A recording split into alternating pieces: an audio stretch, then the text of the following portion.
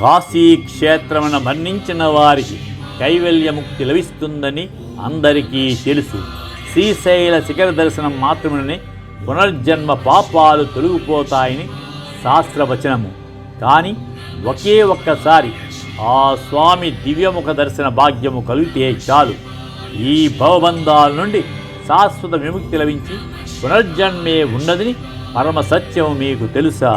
కాశ్యంతమర్ణం ముక్తి శ్రీశైల శిఖరము, ముఖలింగం ముఖం దృష్ట్వా పునర్జన్మన విద్యతే అని పురాణ పురుషులచే కీర్తించబడిన ఏకైక పరమ పవిత్ర పుణ్యక్షేత్ర వైభవము ఇది. సాధారణంగా మనము పరమశివుని నిరాకార నిశ్చల లింగ రూపంలోనే అర్చిస్తాము. కానీ దేవాది దేవుడు, ఆ జగత్కారుడైన పరమేశ్వరుడు ఒక మహిమాన్వితమైన ఇప్పవృక్ష మూలం నుండి మానవ ముఖరూపంలో స్వయంభూగా ఎందుకు ఆవిర్భవించాడు? అంతేకాదు, గర్భాలయ ద్వారం కంటే ఎంతో పెద్దదైన ఒక మహిమాన్విత మట్టి గోళం భక్తుడు ఆరాధనకి మెచ్చి రాత్రికి రాత్రే ఆ గర్భగుడిలోనికి ఎలా ప్రవేశించింది? దాని వెనక ఉన్న అద్భుత రహస్యం ఏమిటి?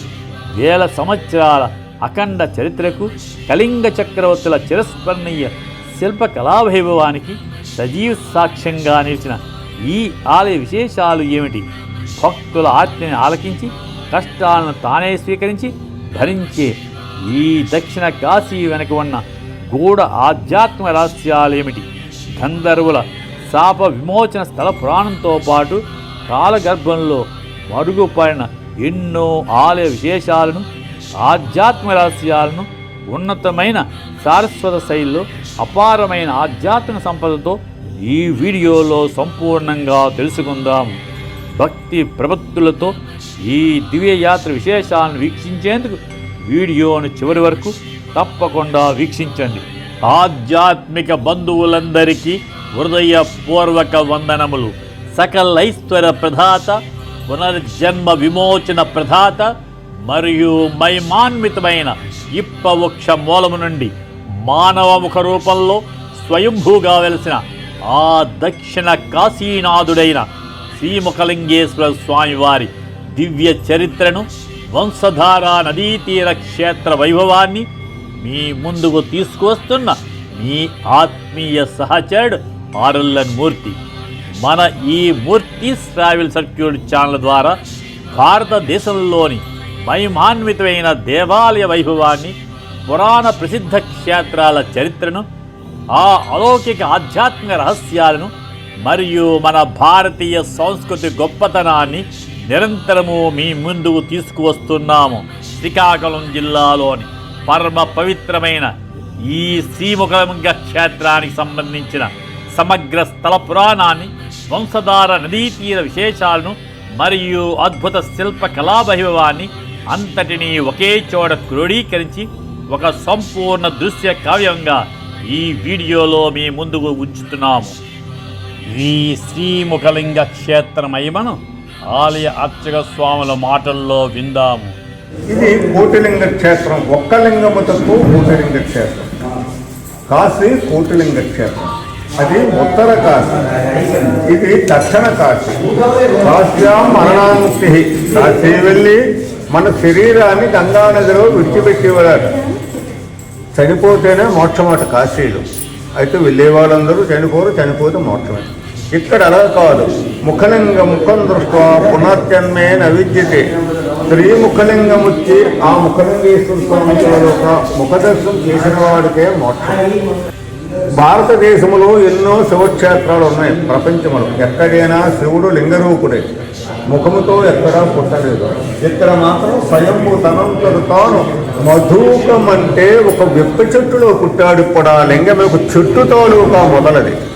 ఎందుకు? పూర్వము ఇదంతా ఒక అరణ్య ప్రదేశం. ఈ అరణ్యము పేరు గోవిందారణ్యము అంటారు. ఈ అరణ్యములో ఎక్కడ చూసినా ఒత్తి వెప్ప చెట్లే ఉండేవి. ఈ విప్ప చెట్లతో కూడుకునే అరణ్యములో వామదేవ మహర్షి అనేవాడు లోక కళ్యాణమై ఒక యజ్ఞం చేశాడు. ఆ యజ్ఞానికి సమస్తమైన దేవతలు వచ్చారు.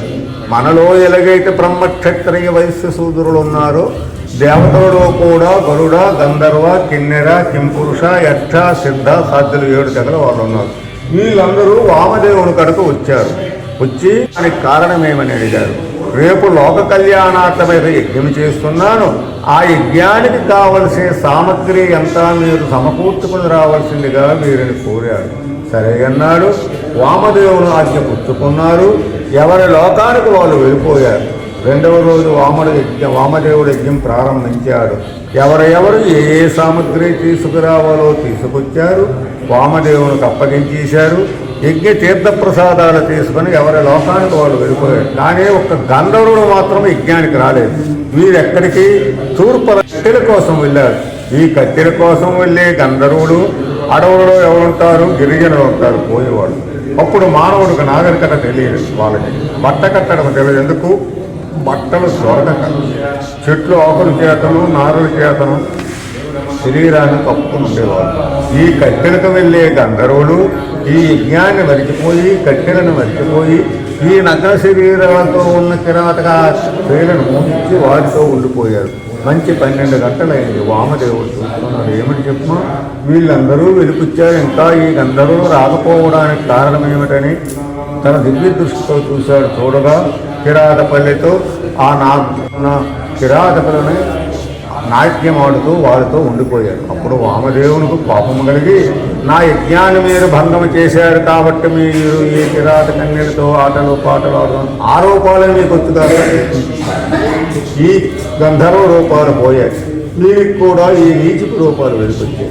వీళ్ళందరూ మళ్ళీ వామదేవుని దగ్గరకు వచ్చారు. ప్రభు, మా తప్పు క్షమించి మా రూపాలు మాకేమని ప్రార్థించారు. ఆ శాపము అమోఘము.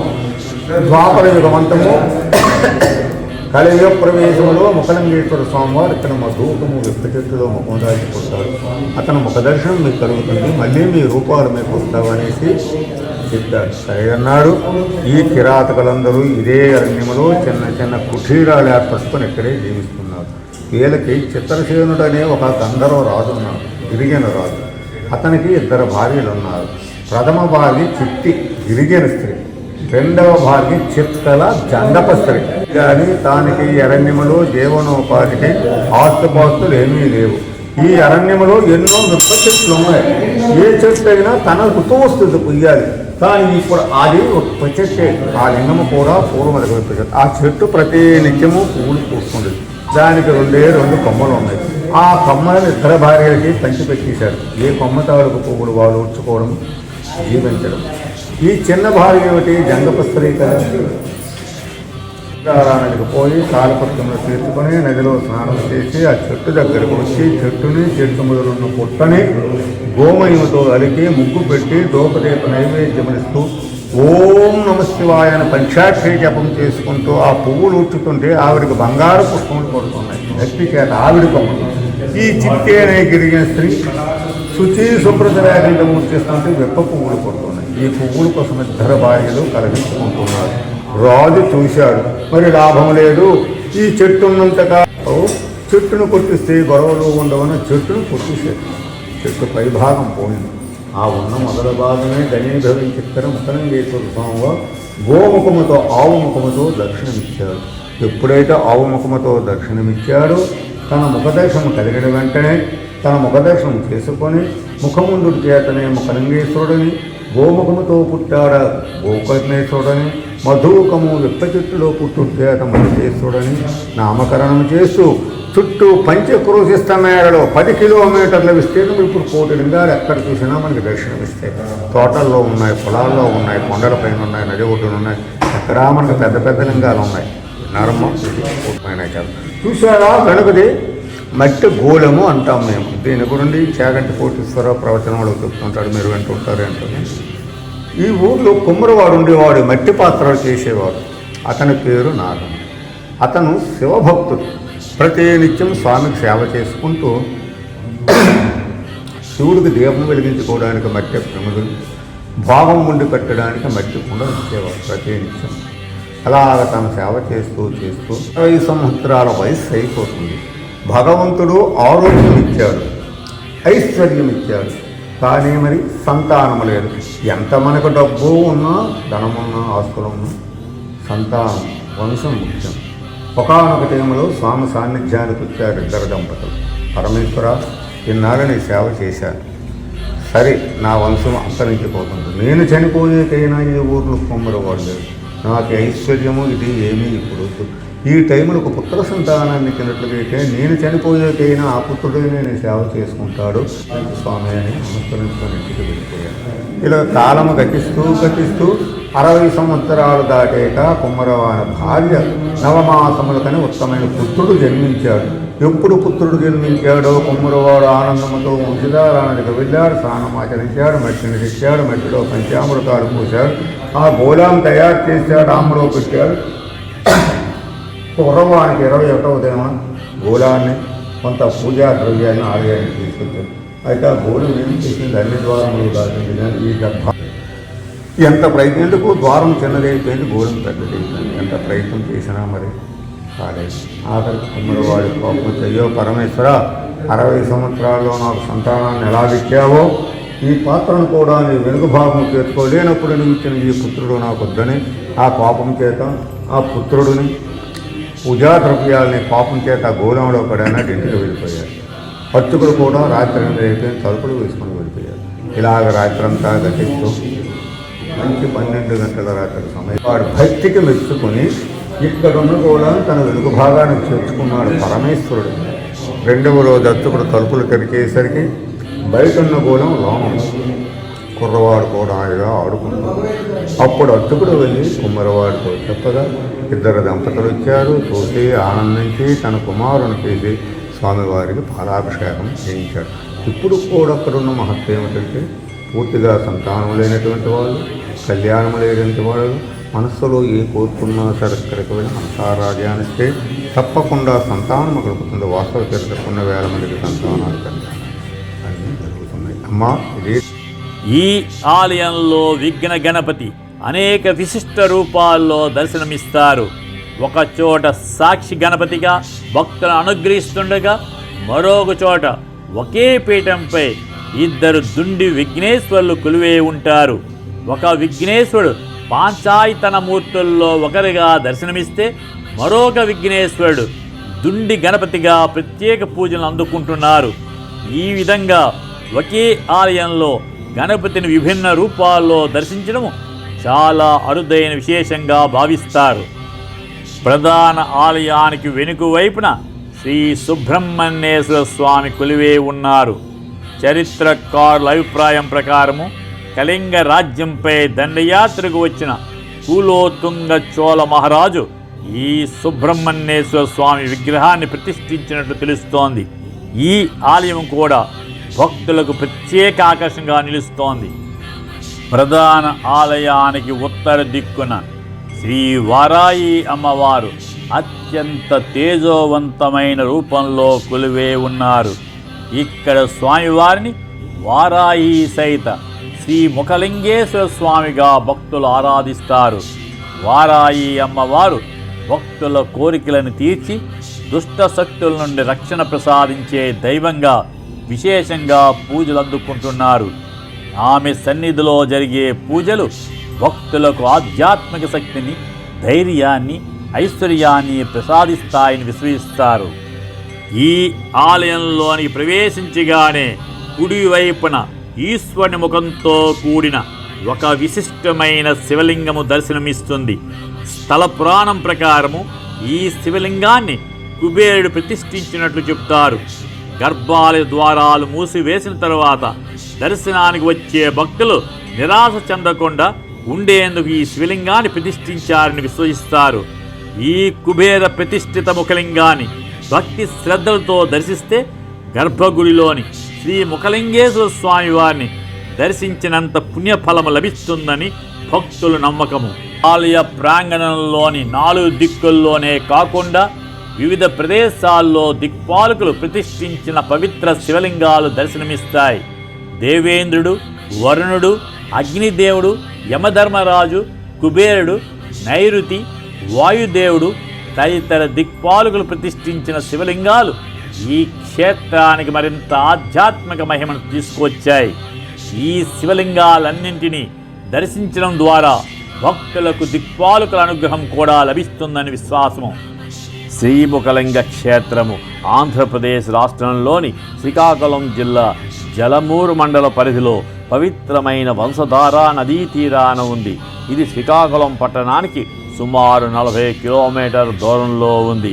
ఈ క్షేత్రానికి రావాలనుకునే భక్తులు ముందుగా రైలు లేదా బస్సు ద్వారా శ్రీకాకుళానికి చేరుకోవచ్చు. శ్రీకాకుళం నుండి శ్రీముఖలింగం వరకు ప్రభుత్వ బస్సులు, ప్రైవేటు వాహనాలు, ట్యాక్సీలు, ఆటోలు సులభంగా అందుబాటులో ఉంటాయి. ఇలా దక్షిణ కాశీగా ప్రసిద్ధి చెందిన శ్రీ ముఖలింగేశ్వర స్వామి వారి దివ్య చరిత్ర, స్థల పురాణము, ఆలయ మహిమలను ఈరోజు తెలుసుకున్నాము. వంశధార నదీ పవిత్ర తీరాన విశ్వకర్మ శిల్ప కళావైభవంతో విరాజిల్లుతున్న వారాయి సవిత శ్రీ ముఖలింగేశ్వరుని దివ్యమంగళ రూపాన్ని దర్శించడము నిజంగా పూర్వజన్మ సుకృత ఫలమే.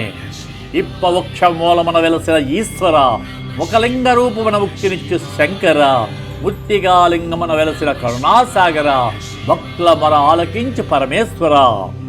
నిండైన మనసుతో ఈ పవిత్ర క్షేత్రంలో స్వామివారిని దర్శించి ముత్తిగాలింగాన్ని స్మరించి ప్రార్థిస్తే ఆ భక్త సులభుడు మనకు రక్షణ కవచమై నిలుస్తాడని విశ్వాసం భక్తులది. ధర్మాన్ని ఆచరిస్తూ భక్తి విశ్వాసాలతో జీవిస్తే భగవంతుని కృప ఎల్లప్పుడూ మన వెంట ఉంటుందనే సందేశాన్ని ఈ మహాక్షేత్రం మనకు అందిస్తోంది. సనాతన ధర్మ ప్రచారంలో భాగమైన మా చిన్న ప్రయత్నము మీ హృదయాన్ని స్పృశిస్తే ఈ వీడియోను లైక్ చేయండి. మీ జీవితంలో అవకాశం లభించినప్పుడు సకుటుంబ సమేతంగా ఈ మహిమాన్విత క్షేత్రాన్ని దర్శించి స్వామివారి ఆశీస్సులు పొందాలని మనస్ఫూర్తిగా కోరుకుంటున్నాము. మా ప్రతి వీడియోను చివరి వరకు తిలకించి తప్పక లైక్ చేయండి, షేర్ చేయండి, సబ్స్క్రైబ్ చేయండి. పక్కనే ఉన్న బెల్ ఐకాన్ మీద ప్రెస్ చేయడం మర్చిపోవద్దు. ఇవి మా ఈనాటి సందర్శన అంశాలు. మరి ఒక అంశంతో మళ్ళీ కలుద్దాం. Thank you.